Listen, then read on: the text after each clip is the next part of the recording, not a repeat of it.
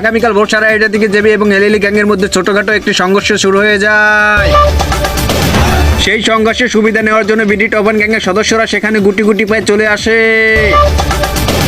টপান গ্যাংয়ের সদস্যরা সেখানে চলে আসে, জেবি গ্যাংয়ের সদস্যরা মাইনকেট চিপায় পড়ে যায়। ঠিক তখনই জেবি গ্যাংয়ের এক সদস্য মানে সেখান থেকে কেটে পড়েন। জেবি গ্যাংয়ের এক সদস্য সেখান থেকে পালিয়ে যায়। এলিলি গ্যাংয়ের সদস্যরা টপান গ্যাংয়ের উপরে চড়াও হয়ে যায়। এলিলি গ্যাংয়ের সদস্যরা টপান গ্যাংয়ের সদস্যদের চারিদিক থেকে ঘিরে ফেলে। ওদিকে টপান গ্যাংয়ের সদস্যরা ভয়ে ঘরের ভিতরে গুটিয়ে যায়।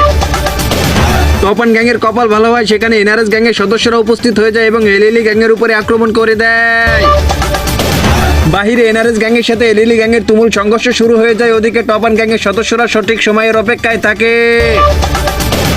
দুই গ্যাংয়ের হাড্ডাহাড্ডি লড়াই, দুই গ্যাং থেকে কিছু সংখ্যক সদস্য হাফ মার্ডার হয়ে যায়। ঠিক তখনই সুযোগের অপেক্ষায় থাকা সুযোগবাদী টপান গ্যাংয়ের সদস্যরা বাইরে বেরিয়ে আসে এবং দুই গ্যাংয়ের উপরই হামলা শুরু করে দেয়। এদিকে এলিলি এবং এনআরএস গ্যাংয়ের সদস্যরা আগে থেকে সংঘর্ষে জড়ানোর কারণে তারা অনেকটা দুর্বল হয়ে পড়ে, যার ফলে অতি সহজেই টপান গ্যাংয়ের সদস্যরা তাদের ফুল মার্ডার করে চাঁদের দেশে পাঠিয়ে দেয়।